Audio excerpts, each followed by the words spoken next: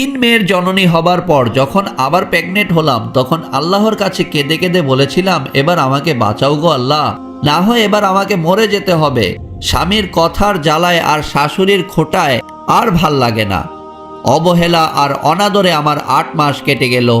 ডাক্তারের কাছে একটা বারও নেওয়ার প্রয়োজন মনে করেনি আমার স্বামীর পরিবার। এমনকি আমার স্বামী, যার সাথে 10টা বছর কাটালাম, সে আমাকে একটু বুঝারও চেষ্টা করলো না। সে আমাকে অবহেলা আর অনাদরে রেখেছে 1 বছরের উপর। আমার কি দোষ ছিল? একটা ছেলে সন্তান না হলে এতে কি আমার হাত আছে? আমার ব্যথা উঠল রাতে, রাত ফুরিয়ে সকাল, সকাল ফুরিয়ে আবার রাত। হতভাগী আমি পড়েই রইলাম। আমার স্বামী আসলো না। বাড়ি বসে থেকে নার্সের নাম্বার দেয় আমার বাবা ভাইকে। তার নিজস্ব বাইক থাকার পরেও সে আসে না, কেউই আসে না। বিপদে নিজের স্বামীর কাছে নাই, সেখানে ভাই কি করবে? তারপরও বাবা আর ভাই নিয়ে গেল হাসপাতালে। অবশেষে আমার ছেলে হয়েছে, তবে জীবিত নয়, মৃত, যাকে অবহেলায় অনাদরে মেরে ফেলেছি আমরা।